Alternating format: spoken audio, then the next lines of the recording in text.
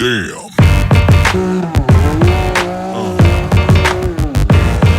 Yeah. Yeah. Yeah.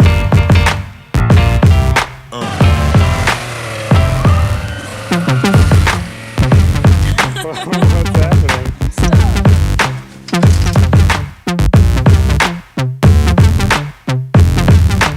Alright guys, what's up? The lighting's pretty good. Yeah, a little change of scenery as you guys can see. We're in Tippy's new home. Alright, so what do we got going on today, Billy? So today we're going to be doing gear reduction. As you guys seen in the Black Mountain series, I smoked a belt that only had 4 days of riding on it. Yeah.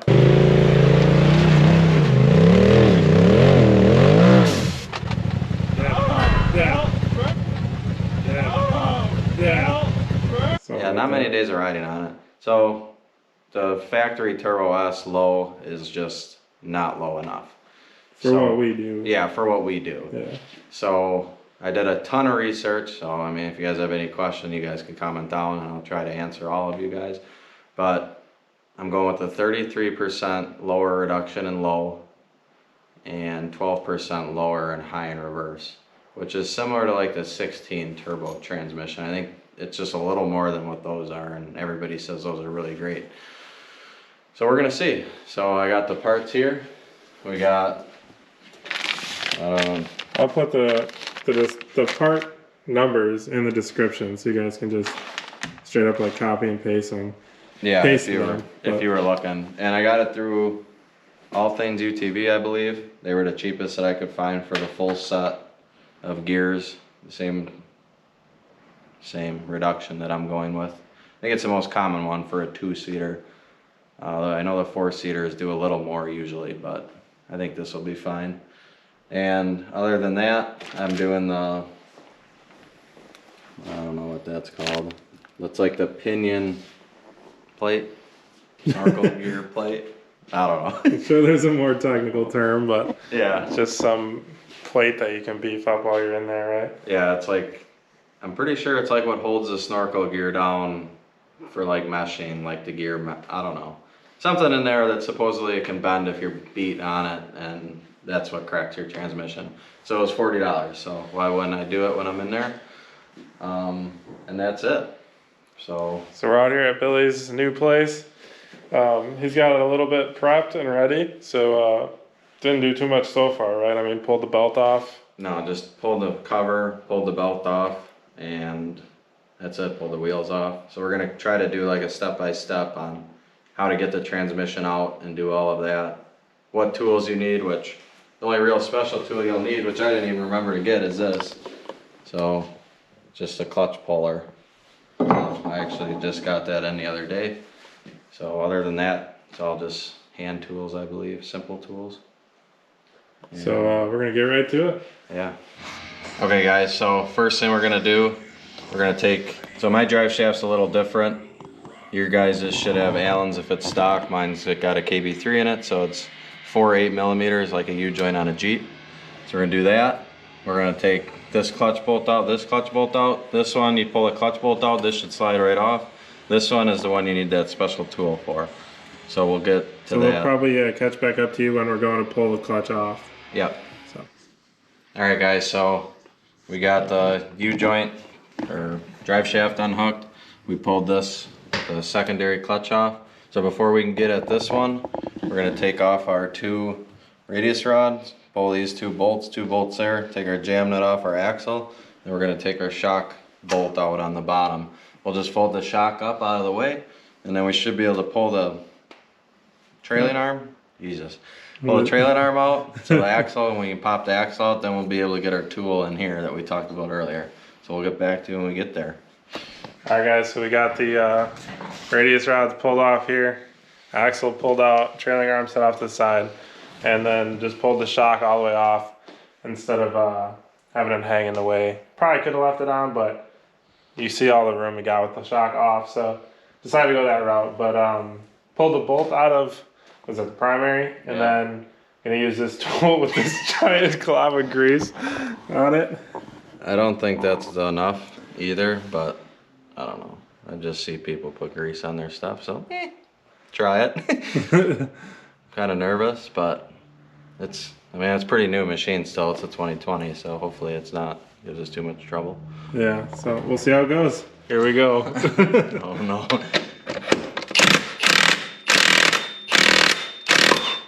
Oh, that wasn't too bad. Dude, that went good. Are you supposed to use an impact, do you know? No. You don't know, or? No, I don't know. Oh. But Well, we used one. You guys see it? It worked pretty good. it worked So. great. All right. I think after this, we just pull this inner clutch housing cover thing off, and go from there. So we moved over to the passenger side. Got a couple of these clips unplugged, some electrical stuff. The shifter pulled off, and then the vent tube, the breather, which you can see right there. And then gotta pull your passenger side axle, which is just like the driver's side, just the two radius rods, bolts, and then the axle nut. You can just get the axle out, pop it out, good to go. So moving back to the driver's side, but got a surprise visitor. What up? Electrical. Electrical. I caught it. Oh, You're calling me out. Did the fans see it though? I can't see anything because my glasses are so screwed up from this thing. We're moving up in the world, and we got lights mounted on top of our cameras now. So, but instead of it being dark for you guys, it just blinds us. But makes the video better. So, but yeah, I think we're gonna pull this cover off now and go from there. Alright guys, so now we got this like clutch cover, I don't know, clutch housing, whatever you want to call it, off.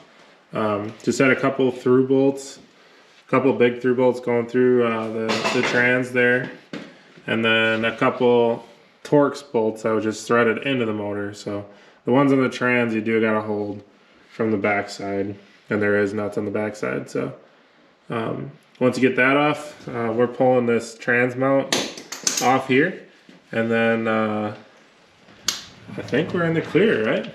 Yeah, should be. Once we get that upper back trans mount off, I think she'll be coming out. So that's exciting. We're gonna get that mount pulled off and see if we can get this trans out of here. Yeah, it hasn't been long either, so No. we're going pretty good. Yeah, for sure. Definitely hear some crunching over there. You want to go check her out? Yeah, I'll give her a gander. How are you looking? Crunchy.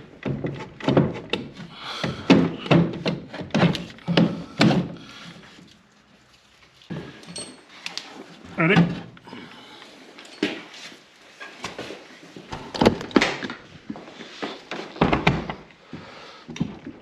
Put that plug back in on. Well guys, there you have it.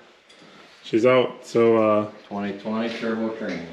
I think we were fumbling with it a little bit before we hit go on the camera. I think he just rotated it this way, right? He just rotated the front of the trans away from the motor a little bit. Yep. And then we just pried up right here to get it over the frame rail. Just kind of took it out this way, so wasn't too bad really. No. And we also pulled this off. So last time we talked, we pulled the bracket off from here, but then we ended up pulling this whole mount off too, just to give us a little bit more space. So it's going well. Got this piece off. Yep, we're back. We got this off. So this does not have to come off. We actually pulled it off, but turns out it didn't have to come off. But this Jesus clip does have to come off, and it's Jesus clip, this springy thing, and then a washer. So don't lose any of that goodness. Jesus clip. Yeah. Because you say Jesus when the thing flies across the road. So yeah, so that's off. So we're good there. We got that off. It should be ready. Just buzzed all these bolts off. Buzzed all them bolts are all 12 millimeters, and we're about to split this hoss. So pray for us. Chuckles. Chuckles, yeah. I'm gonna go over here. Yeah, we lost one visitor. Josh had to leave, but we gained another. Two actually, yeah. Maybe I should give a hand, you know. Oh God. Hey, pause for the cause. Hey, visitor 2, can you hold this? I'm just visitor 3. Yeah, well, you're worth 2.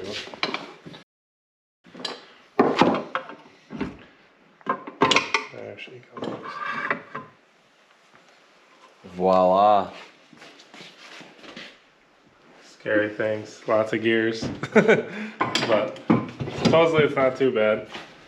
I haven't really looked into this too much, but Billy's done all the research on this one. But we're gonna take a gander at what we gotta get to, and we'll get back with you. Alright guys, a little update for you.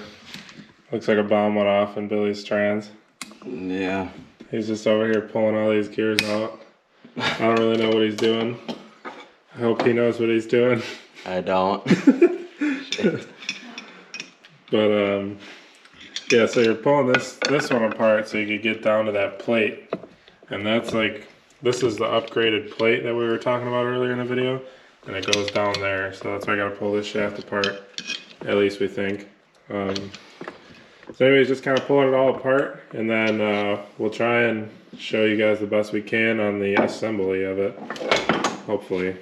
Yeah, it shouldn't be too bad. I mean, like this shaft here goes to here, so we got to disassemble this. Yeah, this monster. shaft I wasn't showing, but Yeah. this shaft replaces this shaft and middle gear. But then there's the really other- not too many new parts, so I mean that's good at least. But you just got to tear. And I don't know. I mean, do you know that you had to tear all of these out? No, well, yeah, you have to. They're all like Yeah, I don't know. like tangled together. Yeah. Kind of thing. Yeah. But It was easy. I mean, they just kind of just wiggle them all out, and some of them you got to pull out together because they're kind of like locked together. So. yeah. Anyways, you can get some of this Tippy merch. Billy's got it on. New design. Oh God, don't ever say that again. You guys can get some of that on Teespring. Also got some Trader merch. That's the line. Anyways, got some Yamaha stuff. A little bit of everything. So go on there, check it out, and grab something. Get a size bigger than normal, but I get this piece tore down, and then get back with you guys when we start assembling. Alright guys, so we got this gear pulled off of this shaft so we could get to this plate down here. Yeah, with our puller that came off of the Mayflower. Ooh. That's some Is that bent? Bent Oh, bolts we in did. there, dude. She was. So yeah, all we're using is just a 2-jaw puller like this. This is an old good one. I mean, it's all like solid steel. I've got some of the new crappy ones that they make. Got little collar pins and stuff that hold them together. They're junk, but if you don't have a vise, I mean, you don't need one. Like just a nice quality 2-jaw puller is getting us through this job so far. So we'll definitely let you guys know if we need anything other than that. I mean, Yeah, it's going pretty good. So we just pulled this gear off, and then there's a washer and a C-clip, and then this bearing off of this big shaft, so we can replace it with this. So you can see it's a lot thicker compared to the stock one. I guess these will bend or break or something. So figured since we're in there, might as well do it. yeah, it's only like a $40 part too. So Yeah. definitely worth a while you're in here.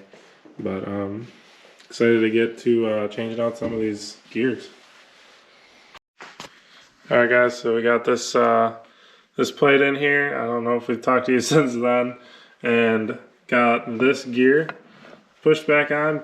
I don't want to say pressed back on because it wasn't really pressed, but it did need some persuasion. So just used a big socket and went on the gear and hit it on the shaft. Same with the bearing, just be careful, try and hit it square, obviously. It went right in. Yeah. It was pretty simple. And we just put it on, put the case on like a roll of duct tape, some other tape, just kind of like a makeshift shock absorber, I guess I'd call it. But just little tips and tricks. I'm sure there's other and better ways, more, I don't know, legit ways to do this stuff, but. Yeah, I'm not sure how you would press these on though, without taking it completely out. Yeah. So we didn't want to really do that anyways, so it worked, so pretty happy. Just showing you our way. You guys can maybe take some tricks and do it however way you think, but showing the best way that we know. Okay, so we're back. We had some complications with just me trying to figure out where the gears actually went, because on this shaft here, so this is the this whole shaft was new. So here's the old one. So it goes this way. So that's the old shaft. So I replaced the whole shaft with, which is this gear. So I got that whole thing. So what I couldn't figure out is this gear here, which is also this one. I didn't know if it went here or here. But then doing some further investigation, if I stand this up, so this was another new gear that we replaced off of this shaft, which is like the clutch output shaft. So let me interrupt a little bit because they might not know, but we did, so all of the gears that are on these shafts are the final gear ducted gears. Like we switched the gears when you guys didn't see. So Yeah. like as you're looking at this is like the final state. That's all the old gears. Yeah, this is all old. All right. So all that. Carry on. I just wanted to mention that. So yeah, so this gear is going to run with this gear, which are both new gears. And then this middle gear, which is the whole shaft, this whole shaft, that gear is going to run with this gear, which is also new. So each gear meshes with a different gear. So every gear we replaced will go with another gear we replaced, I guess, Right. off each shaft. So like if you ever get a little bit confused, you can kind of put them in back in the case, like each shaft, you know, in there. And in like this gear, for example, like we were sure that this was the gear that Yeah. we're replacing because And it was the only one like it in the entire transmission. Yeah. So then you put this shaft in there and see which gear it lines up with, and you know you're changing that Yeah. other gear. also this gear too, you know, we changed this gear. That's the only other gear that looks like that. But this one looked like this one and this one. So that was where it got a little confusing. So I had to kind of put the stuff back in the cases and then figure out where they were going to mesh into to meet or whatever. But I think we got it figured out. So this is the 33 lower low and then 12 high in reverse lower. So we're gonna slap her back together now, and we'll get back to you with any hinders or any weird things that we might encounter. Sounds good.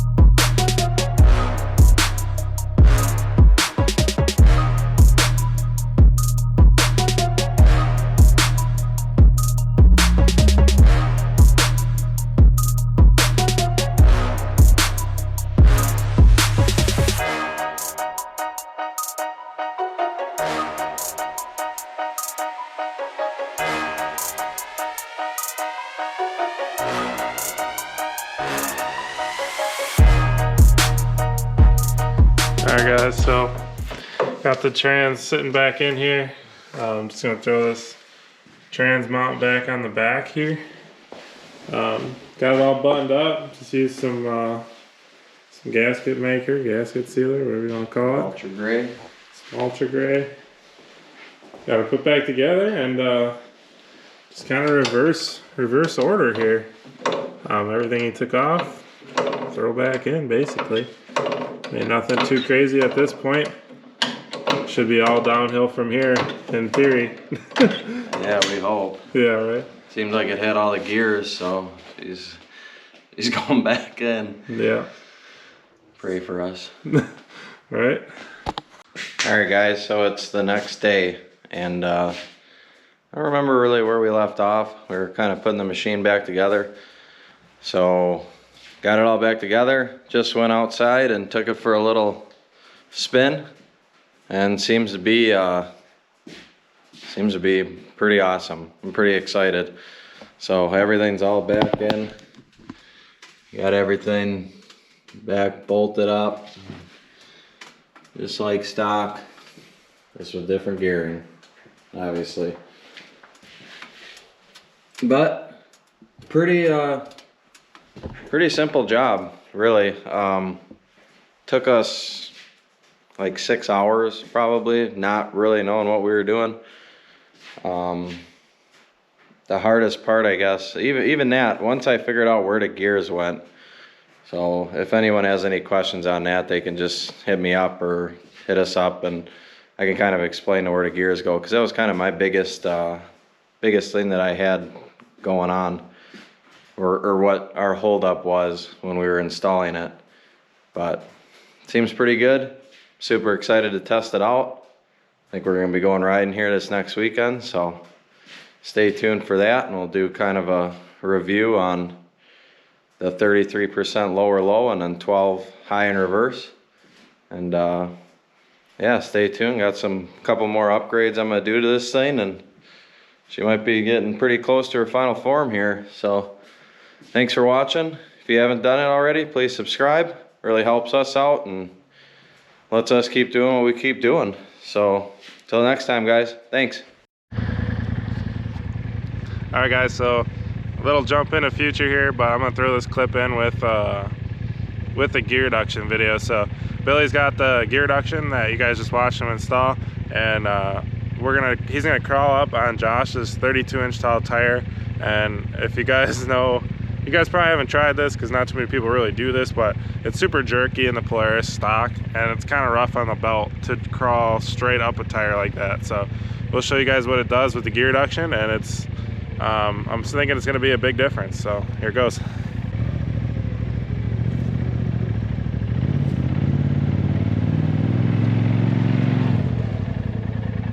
Crawls right up there effortlessly.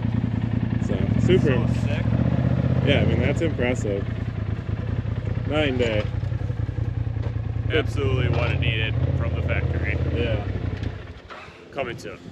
We'll do a top speed. We'll try to get that figured out too for you guys, because I know that's one big thing that I really wanted to figure out before I did it. So I'll go down the road and low. For granted, I am tuned, so it might be a little different, but I'll see what the top speed of low is now, and probably not high because it only went down 12%, but low I'm really curious about, so we'll try to get that too. So stay tuned, guys. There's probably already an outro, so here's another one, but probably gonna do another like gear reduction review and how he liked like the percentage and with the top speed runs like he was just talking. So just kind of do like an overview video after we get a couple rides on the setup, and go from there. So thanks for watching. See you on the next one.